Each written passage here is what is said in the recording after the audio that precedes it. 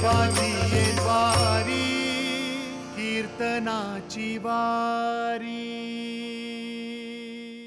देवाची ये द्वारी कीर्तनाची वारी. आजच्या या भागात आपल्या सगळ्यांचं भावपूर्ण स्वागत. संतांच्या वचनांचा शब्दार्थ कधीच घ्यायचा नसतो. त्यात अनेक अर्थ दडलेले असतात. मतीत अर्थ, भावार्थ, लौकिक अर्थ आणि सगळ्याच्या पलीकडे जाऊन अलौकिक अर्थ. हे सगळं समजून घेण्याचा सामान्य माणूस फक्त विचारच करू शकतो. आणि म्हणूनच तर महाराष्ट्राला लाभली कीर्तनाची परंपरा, ज्यांनी या संतांच्या ओव्यांचा, अभंगांचा अर्थ साध्या सोप्या शब्दात सामान्य माणसापर्यंत पोचवण्याचा प्रयत्न केला. कधी गोष्टी सांगत, कधी रंजन करत, साध्या सोप्या दाखल्यांमधून वारकरी पंथाची वाट सोपी करून देण्याचा प्रयत्न केला. याच पंथावर चालणाऱ्या आजच्या आपल्या कीर्तनकार, शेगाव येथे राहणाऱ्या हरिभक्त परायण साध्वी सर्वेश्वरी देवी. जय जय राम कृष्ण हरी. जय जय जय जय राम कृष्ण हरी.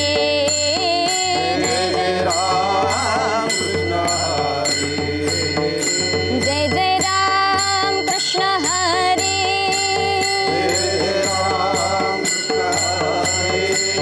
जय जय राम कृष्ण हरी. जय जय राम कृष्ण हरी. जय जय राम कृष्ण हरी. जय जय राम कृष्ण हरी. जय जय राम कृष्ण हरी.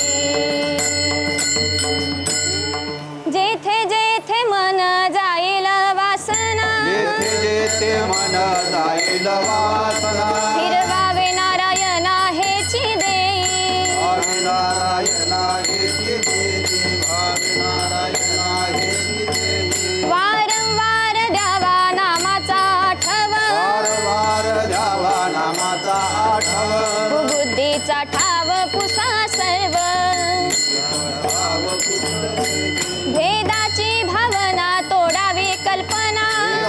भावना गुणावी कल्पना. छेदावी वासना समूळ कंद. वारंवार द्यावा नामाचा आठव. वारंवार द्यावा नामाचा आठव. बुद्धीचा ठाव पुसा सर्व. एका जनार्दनी नको दुजा छंद. एका जनार्दनी नको दुजा छंद. रामकृष्ण गोविंद आठवावा. गोविंद आठवावा. वारंवार द्यावा नामाचा आठव. वारंवार द्यावा नामाचा आठव. बुद्धीचा ठाव पुसा सर्व. विठ्ठल विठ्ठल. विठ्ठला विठ्ठला विठ्ठला विठ्ठला विठ्ठला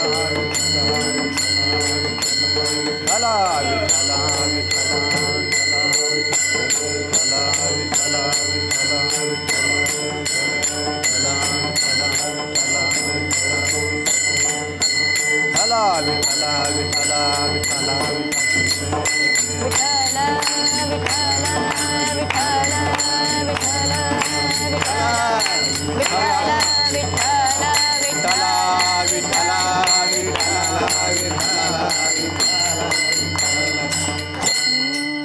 ओम नमो जी आद्या वेद प्रतिपाद्या. जय जय स्वसंवेद्या आत्मरूपा. देवा तुची गणेशु सकलार्थमती प्रकाशु. म्हणे श्री निवृत्ती दासु अवधारी जोजी. ब्रह्मानंदं परमसुखदं केवलं ज्ञानमूर्तिं. द्वन्द्वातीतं गगनसदृशं तत्त्वमस्याधिलक्ष्यम्. एकं नित्यं विमलमचलं सर्वधी साक्षिभूतं.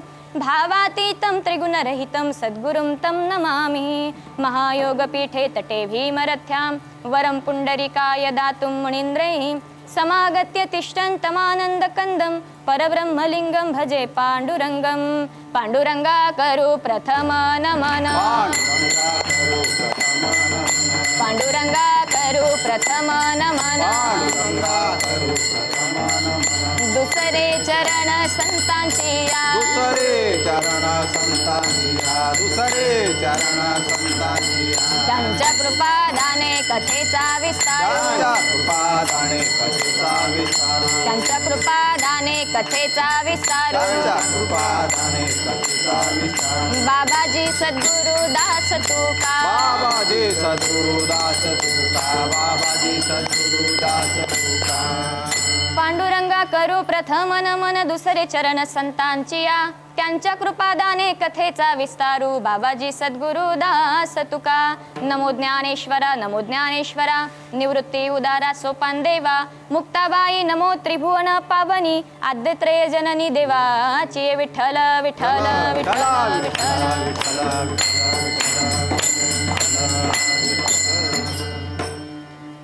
प्रस्तुत सेवेकरता निवडलेला अभंग शांतीब्रह्म शांत संत आणि श्रीमंत अशी ज्यांची ख्याती आहे पैठण निवासी शांतीब्रह्म एकनाथ महाराजांचा 4 चरणाचा आणि मागणीपर प्रकरणातील अभंग आहे. या अभंगाच्या द्वारे नाथ महाराज भगवंताकडे मागणी मागता आहेत. परमेश्वराकडे मागणी मागितलेली आहे. जगामध्ये असा कोणी नाही की जो मागणी मागत नाही. आपण आहोत मागायला आणि देव आहे द्यायला. आपलं मागणं संपत नाही आणि त्याचं देणंही संपत नाही. कारण मागावं त्याच्याकडे जो देण्यासाठी सर्वथा समर्थ आहे. आणि म्हणून संतांनी मागणी ईश्वराकडे केली, पांडुरंग परमात्म्याकडे केली, नारायणाकडे केली. याचं एकमेव कारण असं आहे की नारायणासारखा भगवंतासारखा दानशूर दाता दुसरा कोणीही नाही. आणि तुकाराम महाराजांनी प्रमाणही दिलं की विटेवरी ज्याची पाऊले समान तोची एक दान शूरदाता. विटेवरी ज्याची पाऊले समान तोची एक दान शूरदाता. आणि म्हणून भगवंताकडे मागणी मागता आहेत. मग मागणी मागणं हा माणसाचा स्वभाव आहे. पण आपली मागणी मागणे आणि संतांची मागणी मागणे या दोन्ही मागण्यांमध्ये फरक आहे. आणि ती मागणी फरक कसा आहे हे अभंगाच्या द्वारेच आज आपल्या लक्षात येईल. आणि म्हणून या ठिकाणी संतांनी मागणी मागितली. देण्याचा अधिकारी भगवंत आहे, कारण त्याच्या द्वारातून कोणी निराश होत नाही. पण परमात्मा नेमकं देतो कोणाला, मागण्याचा अधिकार कोणाला आहे हेही अत्यंत महत्त्वाचं आहे. आपण सगळीच जण मागणी मागतो, एव्हाना आपल्या मागण्या पूर्णही होतात, पण प्रत्येकाच्याच पूर्ण होतील असं नाही. काही लोकांची तक्रार सुद्धा असते की आम्ही देवाकडे ही मागणी केली, व्रतवैकल्य केलं, पण देवाने आम्हाला दिलं नाही. खरं तर बाबांनो, परमात्मा जे प्रारब्धामध्ये आहे तेच आपल्याला देणार आहे. कारण प्रारब्धाच्या पलीकडे कोणाला काही मिळत नाही. म्हणून तुकाराम महाराजांनी सांगितलेलं ठेविले अनंते तैसेची राहावे, चित्ती असू द्यावे समाधान. आणि तुम्ही जर अनावश्यक असलेली आणि नाहक अशी मागणी करत असाल तर ती परमात्मा देऊन तुम्हाला दुःखात टाकू इच्छित नाही. परमात्मा सुखाचा दाता आहे. परमात्मा हा आनंदाचा दाता आहे. परमात्म्याच्या संगतीमध्ये गेला असता जीवाला आनंदाची अनुभूती होते. आणि म्हणून त्याच्याजवळ जर तुम्ही दुःखात पडाल असं काही मागत असाल तर देव मात्र आपल्या मुलांची तशी नाहक हट्ट सुद्धा पूर्ण करणार नाही. जसं मुलाला चॉकलेट आवडतं म्हणून ते आईला चॉकलेटच मागणार, पण आई त्याला प्रत्येक वेळी चॉकलेट देईल का? कारण आईला माहिती आहे चॉकलेट खाल्ल्यानंतर याचे दात किडणार आहे, याच्या आरोग्यासाठी ते घातक आहे. म्हणून आई त्याचा प्रत्येक हट्ट पूर्ण करणार नाही. मग आपल्यासाठी काय योग्य आहे आणि काय नाही हे केवळ भगवंत जाणतो. आणि म्हणूनच या ठिकाणी मागणी आपली काय असावी आणि परमात्मा कोणाला देतो याचं सरळ जर स्पष्टीकरण म्हटलं तर जो प्रयत्न करतो भगवंत त्यालाच देतो. नाहीतर दे रे हरी पलंगावरी असं होत नाही. करायचं काहीच नाही, चालायचं नाही, पण म्हणायचं आम्ही पंढरपूरला पोहोचलो पाहिजे.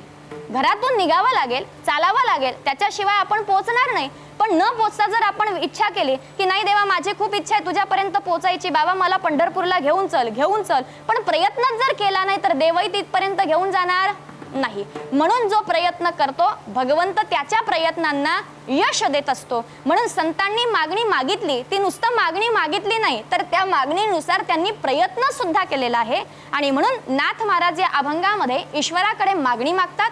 खरं तर अभंगाचा विचार जर केला तर विविध प्रकारच्या आपल्याला मागण्या दिसतील, पण अभंगामध्ये महाराजांनी पहिल्या चरणात स्पष्ट केलंय की त्यांना एकमेव मागणी मागायची आहे आणि ती मागणी ते पहिल्या चरणात सांगतात. जेथे जेथे मन जाईल वासना, जेथे जेथे मन जाईल वासना, जेथे मन जाईल वासना, जेथे जेथे मन जाईल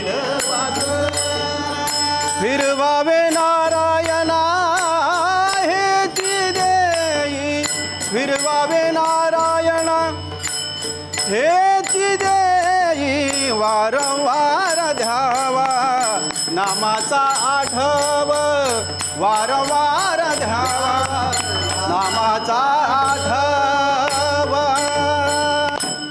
अभंगाच्या पहिल्या चरणातच महाराज मागणी मागतात की जेथे जेथे मन जाईल वासना फिरवावे नारायणा हेची दे. हेची शब्दाचा प्रयोग आला म्हणजे मागणी एकच आहे. हेची म्हणजे एकमेव आणि एकमेव मागणी आहे. पण पुढे चरणांमध्ये आपल्याला विविध प्रकारच्या मागण्या दिसतील, पण त्या मागण्या नसून खऱ्या अर्थाने या एका मागणीला पूर्ण करण्यासाठी या एका मागणीच्या अनुषंगाने आलेली त्याची अंग आहेत. आणि म्हणून मुख्य मागणी ही आहे की ज्या ज्या ठिकाणी माझं मन जाईल, ज्या ज्या ठिकाणी वासनेला उद्देशून अर्थात वासनेच्या प्रभावामध्ये जिथे जिथे मन जाईल तिथून तिथून देवा माझ्या मनाला तू फिरवण्याचं काम कर. हे मागण्याचं कारण असं आहे बाबांनो, कारण मनाचा स्वभाव आहे भटकणे. ते भटकल्याशिवाय राहू शकत नाही. मोक्षाची अपेक्षा असेल आणि मोक्ष प्राप्तीची इच्छा असेल तर मुक्ती आणि मोक्ष प्राप्त करण्यासाठी मनाची स्थिरता अत्यंत गरजेची आहे. कारण बंधन म्हणजे काय? मनाचं पंचविषयांच्या माध्यमातून प्रपंचाकडे भटकणं हे बंधन आहे. आणि पंचविषयांकडे भटकलेलं मन ईश्वराच्या चरणी स्थिर होणं हा मोक्ष आहे. म्हणून मोक्ष सुखाची जर अपेक्षा असेल तर मनाची भटकंती थांबणं अत्यंत गरजेची आहे. आणि मनाला भटकवायला लावणारी जी आहे ती वासना आहे. कारण मन वासनेच्या मागे धावतं. वासना अर्थात इच्छा, तीव्र इच्छा कुठल्याही कर्माविषयी किंवा कुठल्याही विषयी एक तीव्र इच्छा निर्माण होणे म्हणजे ती वासना आहे.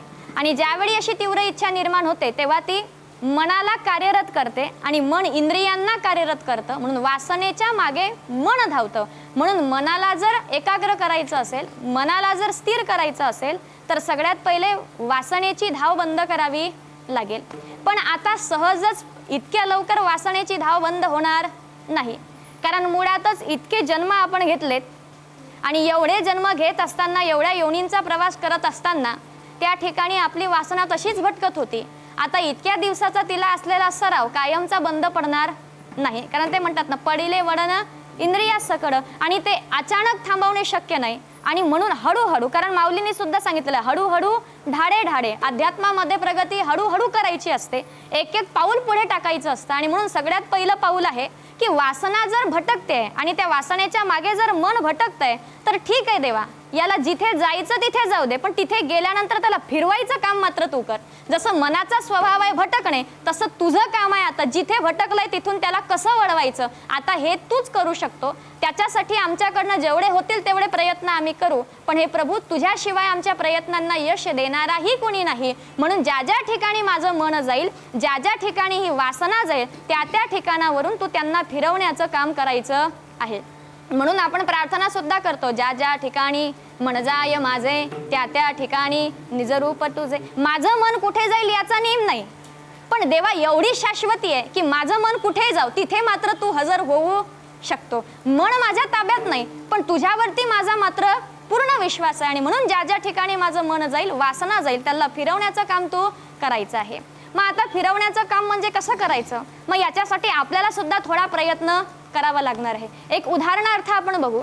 जसं बघा, रस्त्याने आपण चालला आहात, कीर्तनाला आपण येत आहात, पण कीर्तनाला येत असताना आकस्मिक तुमच्या कानावरती जर एखाद्या सिनेमाचं गाणं पडलं तर काय होतं?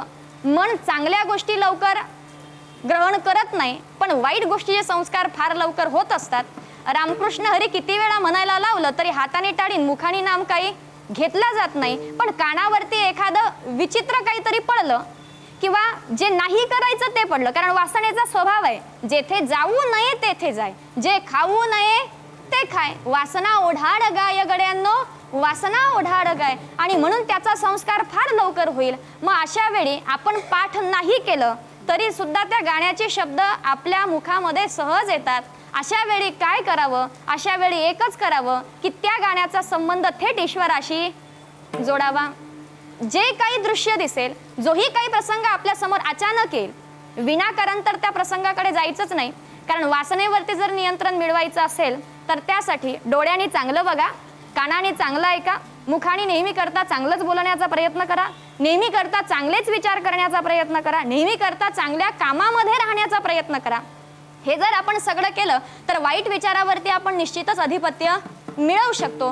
जर समजा आकस्मिक विचित्र अशी परिस्थिती जर समोर येऊन पडली तर त्यावेळी काय करायचं? मग त्यावेळी त्याचाही संबंध ईश्वराशी जोडायचा आणि हा प्रयत्न केल्यानंतर मग त्याला म्हणायचं, जेथे जेथे मन जाईल वासना फिरवावे नारायणा हेची दे. त्याला फिरवण्याचं काम तू कर. आणि कुठेही जाऊ गेला ना, समजलं आपल्याला की हे वाईट ठिकाणी गेलंय, तर लगेच त्याला तिथून लगाम लावायची आणि खेचण्याचा प्रयत्न करायचा. आणि असं जर आपण प्रयत्न नाही केला, मन ज्या दिशेला धावेल त्याच दिशेने जर आपण धावत राहिलो तर हे मन आपल्याला पळवून पळवून एवढं थकवेल की शेवटी माणसामध्ये त्राण उरणार नाही. आणि म्हणून असं होऊ नये याकरता मनावरती नियंत्रण आपल्याला मिळवायचं आहे. म्हणून आपल्याला शास्त्र पुराणांमध्ये विविध दृष्टांत दिले जातात. विविध प्रकारच्या कथा प्रसंगातून हे दाखवलं जातं की वासना किती विपरीत आहे. मग वासनेचे सुद्धा 2 प्रकार आहेत. कारण इच्छा असल्याशिवाय माणूस कर्मासाठी प्रवृत्त होणार नाही आणि क्रिया करणे, कर्म करणे हा या मृत्यू लोकावरचा सहज धर्म आहे की इथे प्रत्येक जण कर्म करण्यासाठीच आला आहे. मग कर्म सहज होणारच आहे आणि कर्म करण्यासाठी काहीतरी इच्छा असावी लागते. ज्याच्याजवळ इच्छा शक्तीच नाही तो कर्मही करू शकत नाही. मग ती ऐदी माणसं असतात, ती आयुष्यामध्ये काहीही करू शकत नाही. तो त्या ठिकाणी केवळ आणि केवळ आळस आपल्याला सापडेल. आणि म्हणून कर्म करण्यासाठी इच्छा सुद्धा गरजेची आहे. पण मग आता इच्छाच जर वाईट असली तर, म्हणून या ठिकाणी वासनेचे 2 प्रकार सांगितले, एक शुभ वासना आणि एक अशुभ वासना. मग अशुभ वासना कशी आहे? जी माणसाला विघातक आहे, ज्या वासनेमुळे माणसाला केवळ आणि केवळ दुःखाची प्राप्ती होते, जी तीव्र इच्छा माणसाला कुकर्माकडे प्रवृत्त करते आणि जी खऱ्या अर्थाने स्वतःसह समाजालाही घातक ठरते, अशी जी तीव्र इच्छा आहे ती कुवासना झाली. अशा वासनेचा मात्र आपण त्याग केला पाहिजे. आणि चांगली वासना कोणती आहे? ज्या इच्छेमुळे, ज्या तीव्र इच्छेमुळे माणसाला सुखाची प्राप्ती होईल. सुख म्हणजे कुठलं? शरीर सुख नव्हे बाबांनो, केवळ आणि केवळ दैहिक सुखाचा या ठिकाणी विचार नाहीये. तर सुख म्हणजे काय? जे आत्मिक सुख आहे, ज्याने आपणही सुखी होऊ आणि जगही सुखी होईल. आपल्यामुळे इतरांनाही आनंद मिळेल, जिथे आनंदाची देवाणघेवाण होऊ शकेल, ज्यामुळे प्रेमाची वृद्धी होऊ शकेल, ज्यामुळे आत्मीयता वाढू शकेल, अशा सत्कर्माविषयीची असलेली तीव्र इच्छा म्हणजे शुभवासना सांगितलेली आहे. या दोन्ही वासनेचा भेद आपण बघू.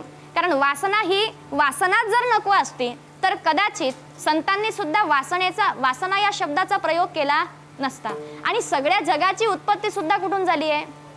वासनेतूनच झालेली आहे. माणसाच्या जन्मापासून तर प्रत्येक गोष्टीला कारण ही वासनाच आहे, इच्छाच आहे. भगवंताची सुद्धा तीव्र इच्छा झाली की मला जगत निर्माण करायचंय. एक श्याम बहुप्रजायन्ते, परमात्मा कसा झाला? एकटाच आहे, पण त्यांनी बहुप्रजेच्या रूपामध्ये तो नटला का? कारण ही त्याची इच्छा होती. त्याला स्वतःच्या क्रीडेचा आनंद घ्यायचा होता. मग त्याच्या इच्छेतून जगताची उत्पत्ती झाली. आपण सुद्धा आपल्या इच्छेतून आपल्या प्रपंचाची वेल फुलत असते आणि म्हणून वासना ही आहे, म्हणून जगत चाललेलं आहे. पण त्या वासनेचं स्वरूप बदलता येतं. म्हणून शुभ वासना कशी असते तर हे संतांनी सांगितलं. तुकोबाराय सांगतात की देवा आम्हाला सुद्धा वासना आहे, पण ती वासना कशी आहे? ती काही मागणींच्या स्वरूपामध्ये तुकोबारायांनी सांगितली.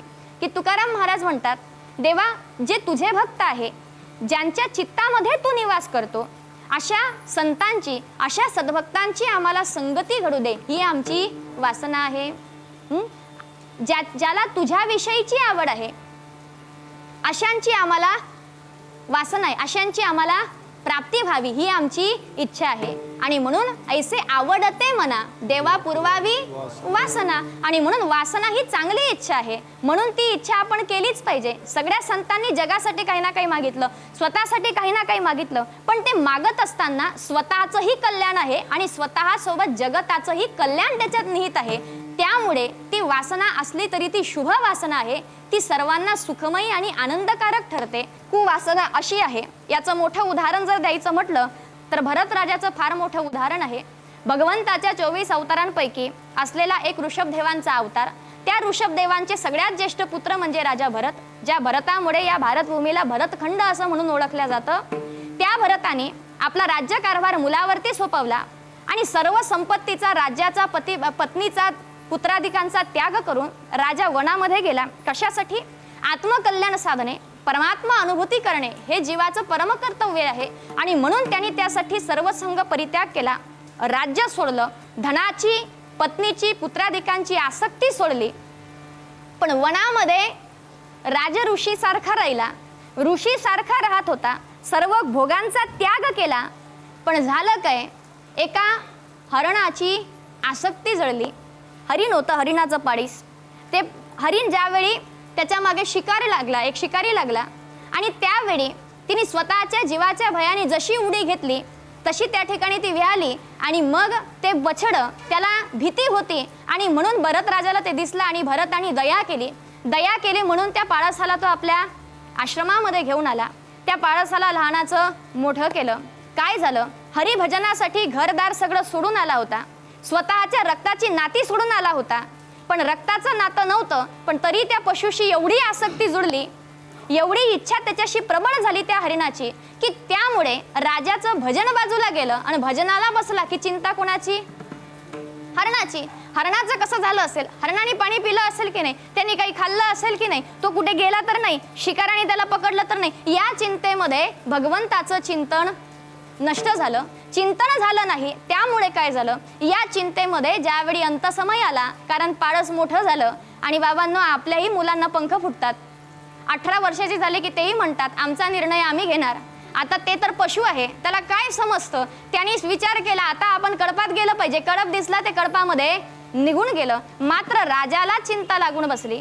तुम्ही म्हणाल राजाने तर दया केली होती, मग दया करणाराला हरणाचा जन्म कसा मिळावा, पण असं आहे बाबांनो, दया करणं जीवाचं काम आहे, पण दया केल्यानंतर फक्त दया करणंच माणसाचं काम आहे. पुढे मी उपकार केला म्हणून त्यांनी या उपकाराची जाण ठेवावी, त्यांनी उपकाराची जाण ठेवली नाही, तो उपकाराची जाण ठेवत नाही, तो माझ्याशी नीट बोलत नाही, मी उपकार केला हे त्याला माहिती नाही का. अर्थात आपण त्याच्याशी पुढचा जो संबंध जोडतो, उपकार करणं आपलं काम आहे आणि उपकाराची जाण ठेवणं समोरच्याचं काम आहे. त्याचंही काम जर आपण कराल तर त्यांनी काय करावं, त्याच्यामुळे आपलं काम आहे चांगलं कर्म करणे. म्हणून माणसाने नदीसारखं असावं, काम केलं पुढे चालावं, कुठेही गुंतून राहू नये, आणि जो गुंतला मग त्याचं अधपतन निश्चित आहे. भरत राजाचं एवढंच मर्म चुकलं आणि म्हणून चुकली या मर्म फेरा पडे, आणि एवढंच मर्म चुकलं आणि म्हणून घरादाराची आसक्ती सोडून आलेला तो भरत राजा त्या हरणाच्या आसक्तीमध्ये अंतसमयाला हरणाची चिंता लागून बसली आणि त्यातच भरत राजाचा मृत्यू झाला. म्हणून पुढील जन्म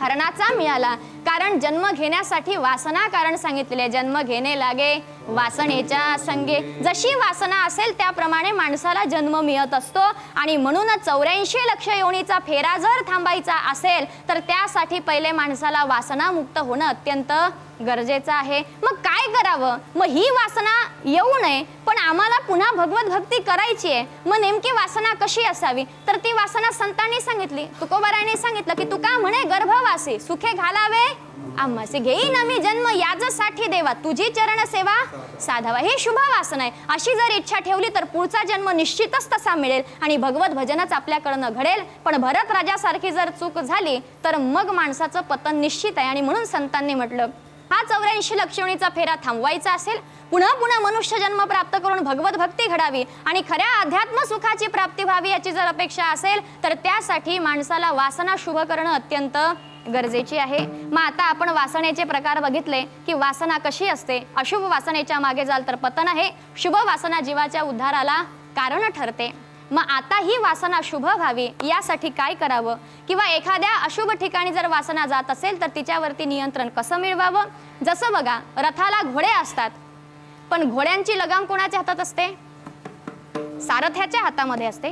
तसं सारथी भगवंत आहे आणि सारथी भगवंत आहे म्हणून त्या ठिकाणी नाथ महाराजांनी भगवंताला सांगितलं की देवा तुझ्या हातामध्ये माझं सारथ्य आहे आणि म्हणून तू जर सारथ्य करतो आहेस तर हे ईश्वरा माझ्या मनाला फिरवण्याचं काम तुझ्याकडे आहे, पण ती जी लगाम आहे जी सारथ्याच्या हातामध्ये आपल्याला द्यायची आहे ती या वासनारूपी मनरूपी घोड्यांना थांबवण्यासाठी ती जी लगाम आहे ती लगाम बुद्धीची असते. आणि ही बुद्धीची लगाम जर याच्यावरची पकड मजबूत असेल तर मात्र या वासनारूपी या मनरूपी घोड्यांना लगाम लावता येते, त्यांना स्थिर करता येतं. आणि म्हणून याच्यासाठी अभंगाच्या दुसऱ्या चरणात नाथ महाराज सांगतात वार वार घ्यावा नामाचा आठव, वार वार घ्यावा नामाचा आठव, वार वार घ्यावा नामाचा आठव, वार वार घ्यावा नामाचा आठव.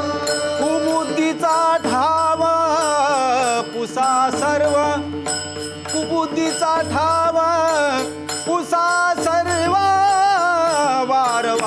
घ्यावा नामाचा आठव वार वार घ्यावा नामाचा आठव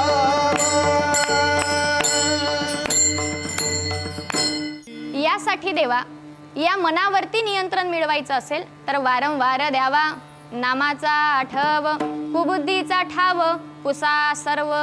जर अखंडित तुझं नामस्मरण घडत असेल, कारण भगवंताचं नामस्मरण का गरजेचं आहे?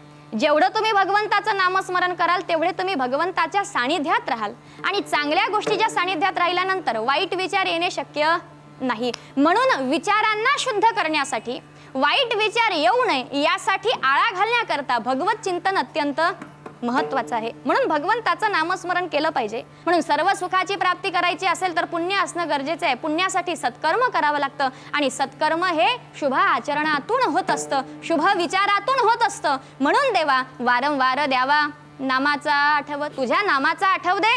आणि या व्यतिरिक्त मग पुढे सांगितलं याच्यामुळे काय होईल तर आमची कुबुद्धी जी आहे, जी बुद्धीमधली विकृतता आहे, ती सगळी कुविचार नष्ट होतील. आणि म्हणून कुबुद्धीचा ठाव पुसा सर्व, माझ्या बुद्धीतली जी कुबुद्धी आहे ती नष्ट करून टाक देवा. आणि ज्या दिवशी माझी वृत्ती सुद्धा ईश्वरमय होईल, माझी वृत्ती या ठिकाणी सज्जनतेला प्राप्त होईल, त्या दिवशी मन कुठेही भटकलं तरी बुद्धीचे लगाम मजबूत असल्या कारणाने मग मात्र हे मन कुठेही सैरा वैरा पडू शकणार नाही.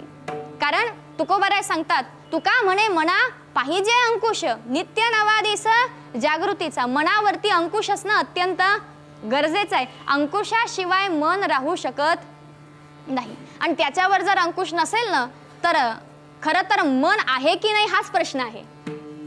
मन हे अस्तित्वात आहे की नाही हाच प्रश्न आहे. त्याचं अस्तित्व दाखवताही येत नाही आणि अमान्यही करता येत नाही. कोणी जर विचारलं मन कुठे आहे, कोण दाखवू शकेल? दाखवू शकतं कोणी? माझ्या इथे मन आहे, इथे मन आहे का, इथे मन आहे?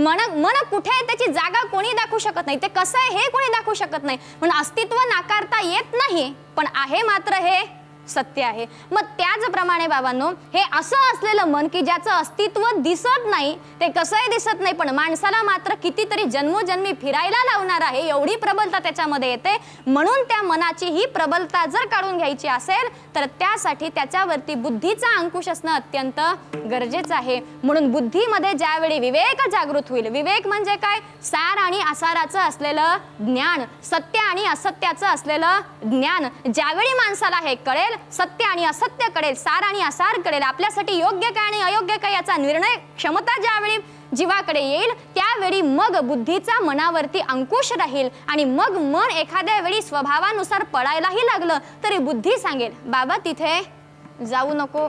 तसं मनाला नेहमी करता टोचत राहावं लागतं, त्याला योग्य अयोग्याची जाणीव करून देत राहावं लागते. आणि हे काम केवळ बुद्धी करू शकते. म्हणून या ठिकाणी एकनाथ महाराजांनी सांगितलं की देवा कुबुद्धीचा ठाव पुसा सर्व, माझी कुबुद्धी नष्ट करून टाक. मग बुद्धीला जो शुद्ध विवेक प्राप्त होईल, त्या विवेकाच्या बलावरती मनरूपी घोड्यांना वासनेला लगाम लावता येतील. आणि मग काय होईल? ज्यावेळी माझ्या कुबुद्धीतला हा अविवेक निघून जाईल आणि विवेकाची प्राप्ती होईल, त्यावेळी ज्ञान प्रकाश पडेल. आणि त्या ज्ञानाच्या प्रकाशामध्ये काय होईल तर ज्ञानाचा प्रकाश पडला की मग ज्या ज्या विकृती माझ्यामध्ये आहेत त्या सगळ्या नष्ट होतील आणि मी तुझ्या योग्य होऊ शकेल. म्हणून अभंगाच्या 3ऱ्या चरणात सांगतात, भेदाची भावना तोडावी कल्पना, भेदाची भावना तोडावी कल्पना,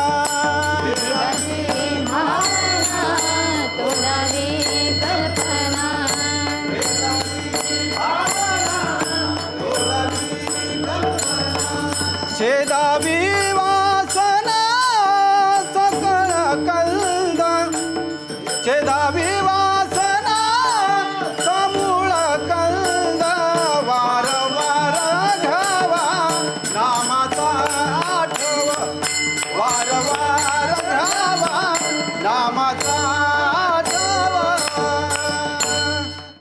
आणि म्हणून नाथ महाराज 3ऱ्या चरणामध्ये सांगतात की देवा माझी भेदाची जी भावना आहे, भेदाची भावना तोडावी कल्पना. हे देवा माझी इच्छा आहे, मी एकच मागणी करतो की माझी जी भेदाची भावना आहे आणि जी कल्पना आहे ती खऱ्या अर्थाने तोडून टाक. भेदाची भावना जी आहे, हा भेद जो आहे तो तुझ्यापासून मला दूर करणार आहे. कारण भक्तीचं खरं मर्म असं आहे की परमात्म्याला भेद चालत नाही. भक्ती ही अभेदात्मक आहे अद्वैतात्मक आहे आणि म्हणून त्या ठिकाणी कुठल्याच प्रकारचा भेद ईश्वराला मान्य नाही. या कारणाने जीवाची भेदवृत्ती गेली पाहिजे.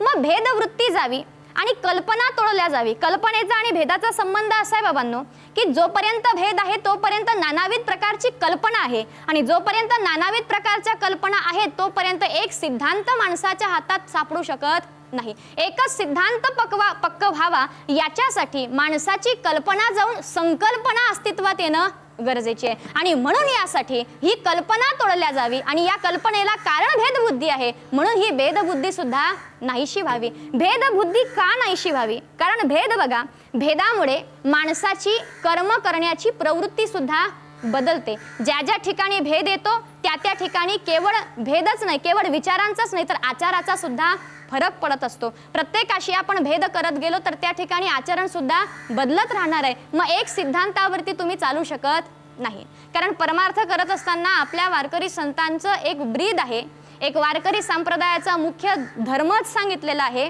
की विष्णुमय जग वैष्णवांचा धर्म. भेदा भेद भ्रम अमंगळ सर्वत्र एका नारायणाला बघणे. खऱ्या अर्थाने हे जग संपूर्ण विष्णुमय आहे.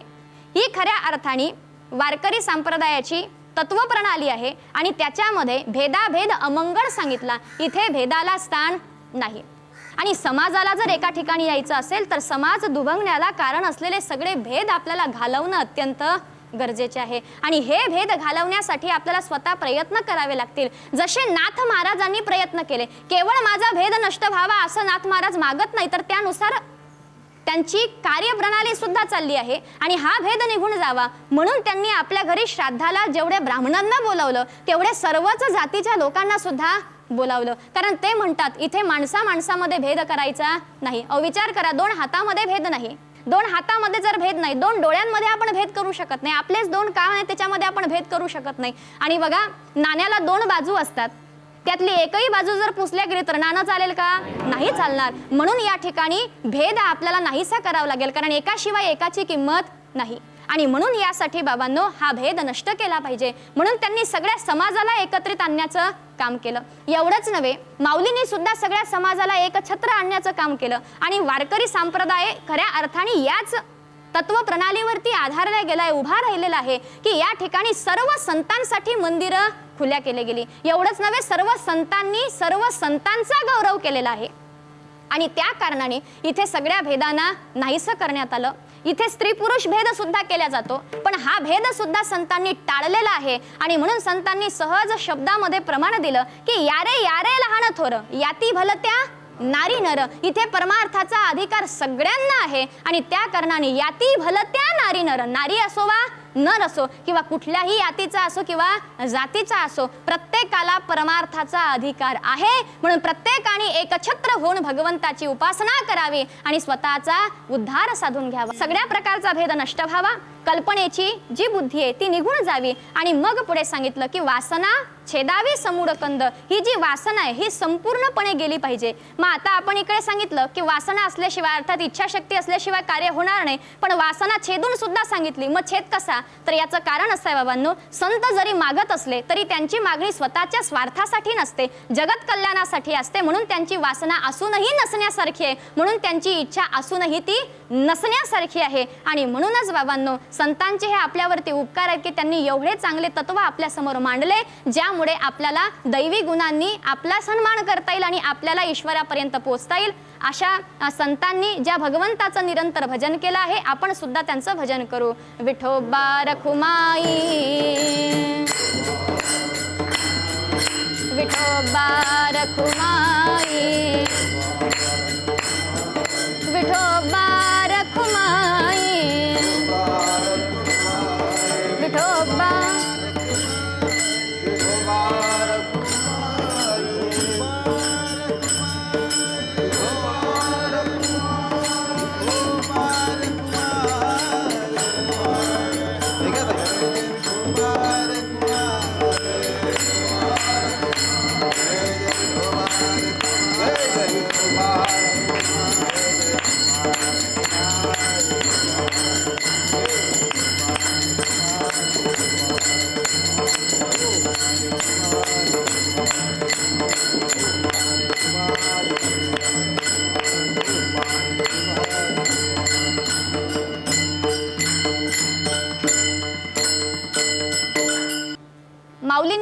मागितली, पण कुठली मागितली?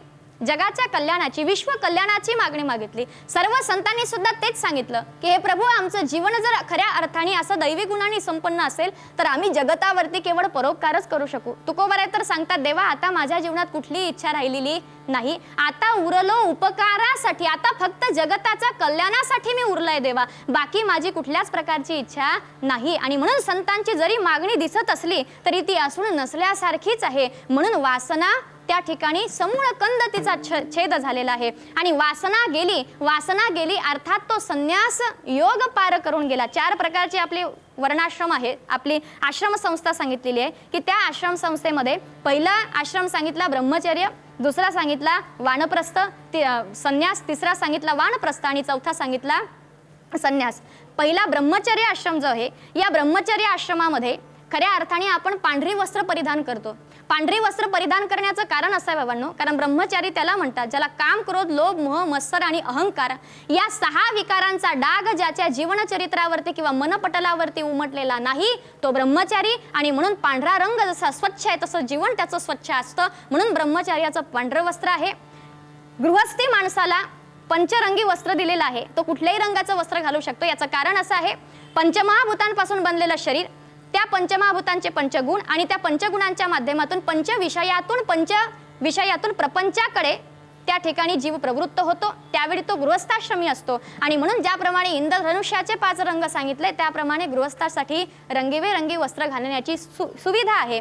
वानप्रस्थासाठी पिवळं वस्त्र आपण घालतो, त्या पिवळ्या वस्त्राचा संदर्भ असा आहे की ज्याप्रमाणे सूर्याचा रंग पिवळा आहे आणि सूर्याचं किरण जसं सूर्यप्रकाश देत असताना कुठल्या प्रकारचा भेद ठेवत नाही आणि ज्याप्रमाणे तो प्रकाशाने तापलेला असतो तसं तपश्चर्येने आपलं जीवन ज्यांनी तापवलेलं आहे आणि ज्याच्या जीवनामधली सगळी भेदाभेद वृत्ती निघून गेली आणि तो सगळ्यांसाठी समसमान झाला, तो खऱ्या अर्थाने वानप्रस्थी. आणि म्हणून त्याचं वस्त्र पिवळं असतं. आणि संन्यासाचं वस्त्र भगवा, याला कारण असं आहे, भगवा यामध्ये भ, ग आणि वा 3 शब्दांचा अर्थ जर पाहिला तर भयरहित, गर्वरहित आणि वासना रहित जो झाला तो भगवा. आणि म्हणून संन्यास आश्रमाचं वस्त्र भगवा आहे, म्हणून भगवा घालण्याचा अधिकारही त्यालाच आहे जो भयरहित, गर्वरहित आणि वासनारहित झाला असेल. कारण संन्यासाचा अर्थ सांगत असताना संन्यास तो त्याग संकल्पाचा, म्हणून संतांच्या जीवनात स्वतःसाठी काही उरत नाही, त्यावेळी ते केवळ जगत कल्याणासाठी उरतात. आणि म्हणून त्यांची मागणी जरी असली तरी ती जगत कल्याणासाठी, जगताच्या उद्धारासाठी असते. आणि म्हणून संतांची खऱ्या अर्थाने ही फार मोठी महती आहे की स्वतःसाठी काही मागत नाही, पण स्वतःच्या निमित्ताने जगाला खूप काही देऊन जात असतात. आणि म्हणून अशा संतांचे आपल्या सगळ्यांवरती उपकार आहेत. म्हणून शेवटी नाथ महाराज सांगतात की प्रभू, असा हा भेद निघून जावा, कल्पना नष्ट व्हावी आणि त्याबरोबर माझ्या संपूर्ण वासनेला छेद पोचावा, यासाठी आधार आणि साधन म्हणून केवळ आणि केवळ एक तुझं नाम आहे.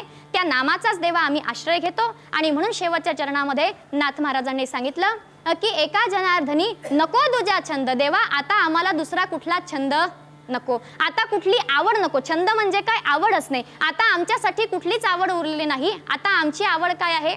आमच्या मनाची आवडी सुद्धा, आमच्या कानाची आवडी सुद्धा, आमच्या डोळ्यांची आवडी सुद्धा, आमच्या वाणीची आवडी सुद्धा केवळ आणि केवळ तू होऊन बसला आहे. कारण विषय तो त्यांचा झाला नारायण. मग आता विषयच जर भगवंत झाला आहे तर सर्व इंद्रिय सुद्धा त्या नारायण रूपी विषयाकडेच धाव घेतील. म्हणून देवा आता शेवटचं एकच मागणं आहे की रामकृष्ण गोविंदा आठवावा, केवळ आणि केवळ रामकृष्ण आणि गोविंदाचा आठवा मला व्हावा. रामकृष्ण आणि गोविंद हे 3 नामं यासाठी सांगितले बाबांनो, कारण रामाचा आचार हा जीवनामध्ये असावा, कृष्ण तत्वाचं ज्ञान आणि प्रेम जीवनामध्ये असावं, त्यावेळी जीवन समृद्ध बनतं. आणि गोविंद, गो अर्थात इंद्रिय आणि विंध्य म्हणजे त्यांचा सत्ताधीश. आणि म्हणून या इंद्रियांचा सत्ताधीश भगवंत आहे, याची निरंतर आठवण जर असेल तर इंद्रिय कधीही कुमार्गाकडे प्रवृत्त होणार नाहीत. म्हणून रामकृष्ण गोविंद आठवावा, तुझ्या या नामाचा निरंतर आठव राहू दे. भगवंताच्या नामाचा निरंतर असलेला आठव म्हणजेच भक्ती साधना आहे. आणि या साधनेच्या माध्यमातूनच देव आपलासा जोडला जातो आणि भगवंताची सहज प्राप्ती होते आणि आत्मसुखाचा अनुभव जीव घेऊ शकतो. इथपर्यंत पोहोचण्यासाठी साधना आहे. आणि ही सर्व साधनं कशासाठी आहे? हे कधी प्राप्त होईल? कधी भगवंत आम्ही तुझ्यामध्ये साम्य साम्यतेला प्राप्त करू शकू तर त्याला एकच कारण आहे, ज्यावेळी आमची वासना हरिरूप होईल त्याच वेळी खऱ्या अर्थाने आमचं आणि तुझं तादात्म्य होणं शक्य आहे. तुझ्यात आणि आमच्या जीव आणि ईश्वराचा असलेला भेद सुद्धा नष्ट व्हावा यासाठी वासना नष्ट होणं गरजेची आहे. आणि म्हणून ते म्हणतात, जेथे जेथे मन जाईल वासना फिरवावे नारायणा हेची देई. या एका मागणीसाठी बाकीची ही एवढी अंग त्या ठिकाणी नाथ महाराजांनी सांगितले. अशा संतांचे आपणा सर्वांवरती अत्यंत उपकार आहेत. ज्या संतांनी आपल्याला नेहमी करता जागृतीचं काम केलं आहे, अशा सर्व संतांचं ज्ञानोबा तुकोबांचं स्मरण करूया आणि सेवेच्या समापनाकडे जाऊया. जय विठ्ठल जय जय विठ्ठल, जय विठ्ठल जय जय विठ्ठल. बोलिलेले कुरे वेडी बापुडे उत्तरे करा क्षमा अपराध महाराजा तुम्ही सिद्ध. नाही विचारीला अधिकार म्या फुला करा क्षमा अपराध महाराजा तुम्ही सिद्ध. म्हणे ज्ञानेश्वर राखा पाया पैकी कला करा क्षमा अपराध महाराजा तुम्ही सिद्ध. ज्ञानदेव तुकाराम, ज्ञानदेव तुकाराम, ज्ञानदेव तुकाराम, तुकाराम तुकाराम. पुंडलिक वरदा हरी विठ्ठल, श्री ज्ञानदेव तुकाराम. पंढरीनाथ भगवान की